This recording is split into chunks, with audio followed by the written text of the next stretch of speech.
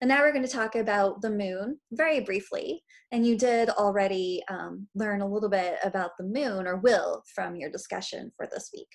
And I mentioned earlier that the Earth-Moon system has a bigger moon to planet ratio than any other major planet in our solar system. So that's a pretty cool thing that we have here. And this is a beautiful image of the side of the moon that faces us. So how was our moon created? The current prevailing theory that most astronomers subscribe to is that when the Earth was young, it was smushed, it was impacted by a large planetesimal, actually a large kind of planet chunk about the size of Mars, and they collided. They smushed into each other, and so they sort of spun around. There was this hot molten event. And then a part of that spun off to become the moon that we know today, and the rest of it left over to become our Earth. Okay, so here's a simulation of that process. Over here is the computer simulation, which is something called a smooth particle hydrodynamic simulation. Each one of these particles you can imagine as being some chunk of mass. This chunk of mass here was our young Earth, kind of rapidly spinning still, and still kind of really molten, and it's got a little bit oblong. And then we have this chunk here about the size of Mars that's going to smash in to our planet, okay, our young Earth, and they're going to sort of spin around into this fiery mess and spit out the new moon and the new Earth. So let's see that process. So here's the computer simulation, and here's sort of the theatrical version that was created for a planetarium show. So you can see that they kind of they're mixing their material a little bit when they smash into each other, when they collide. And then we've got this fiery ball over here, liquid hot metals mixing with each other, hot materials.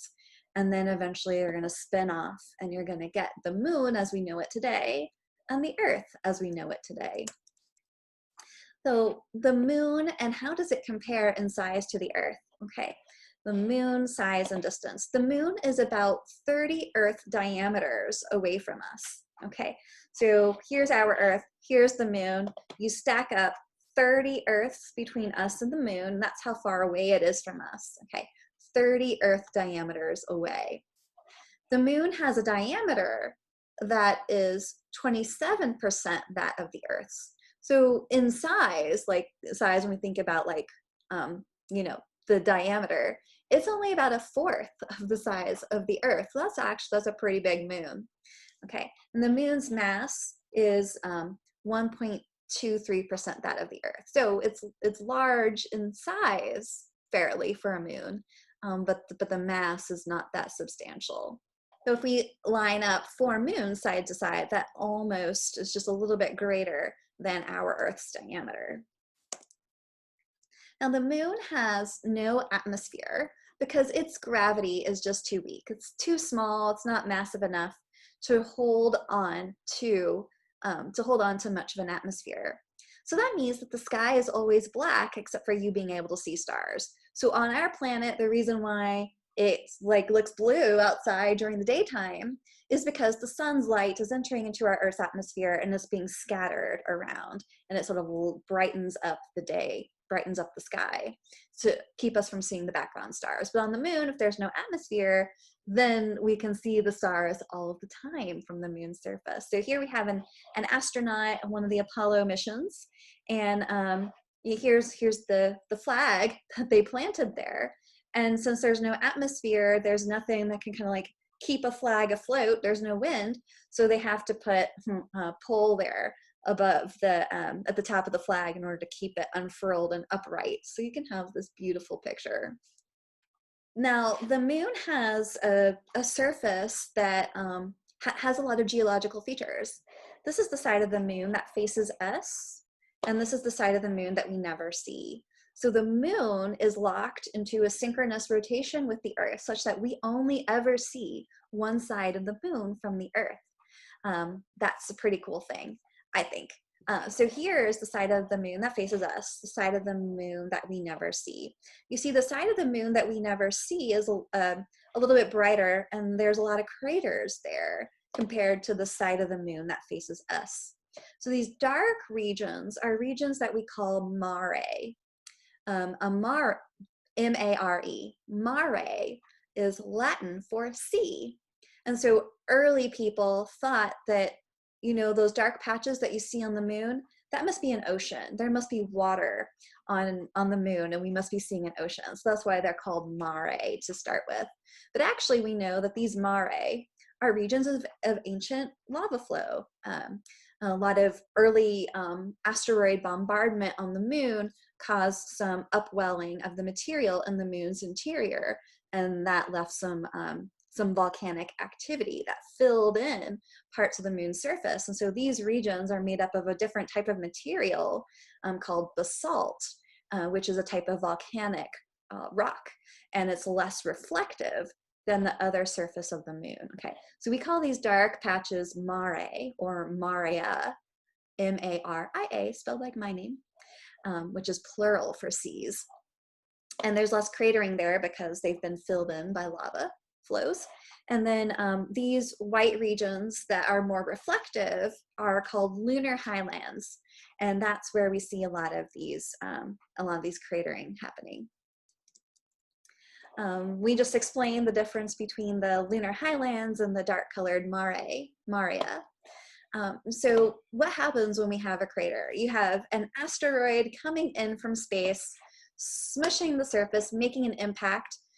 Some of that material is pushed down in a way underneath, and some of that material is splashed up into space, okay? And so then you get some material that gets splashed up around it, and then you have these sort of rims around the edge of the crater, and then of course you make a well there too to create the crater. So that's what we're seeing here. Here's another image of a crater up close. We've got the rim edges here. Here's a picture of some of the mountains on the moon. So these lunar highlands, there are mountains, mountain ranges on the moon too. Here's, of course, all these pictures were taken by the Apollo mission that we're looking at such detail here. And here's an image of one of those, it's a rock, basalt, that was brought back from the moon. This is a piece of lunar rock that was taken from one of the mare regions. Here's a cutaway of the interior of the moon. So just like our planets, our Earth has an interior structure, so does the moon. We've got an interior core, solid inner core, okay? And then above that, we have a fluid outer core, but it's not creating a dynamo. And then we have a mantle like our Earth, and then we have the upper mantle and the crust. So not too different from the interior structure of our Earth.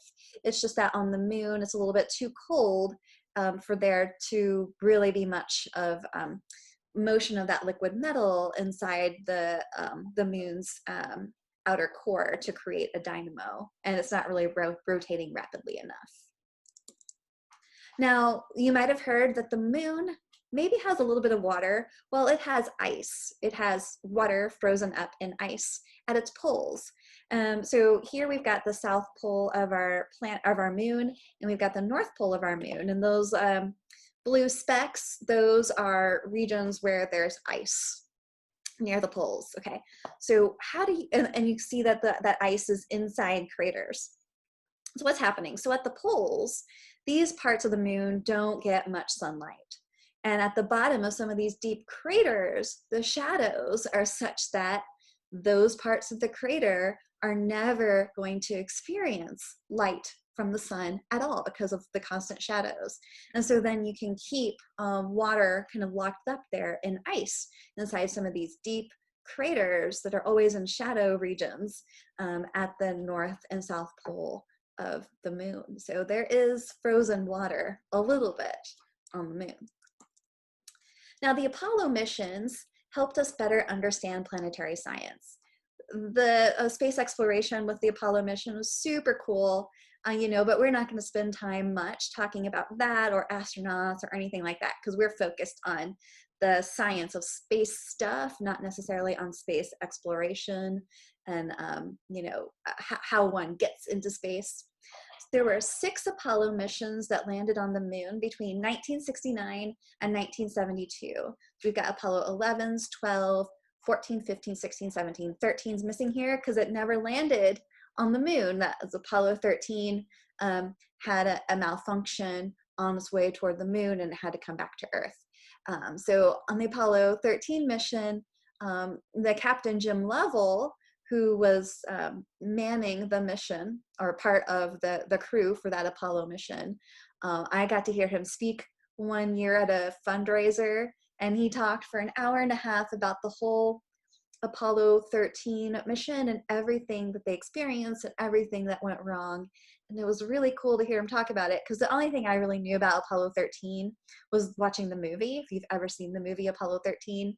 And the whole time he was talking, I kept on thinking about, yeah, that happened in the movie. But of course it happened in the movie because it's based on the real life experiences that he had on the Apollo 13 mission. So it was pretty cool. In any way, that's aside.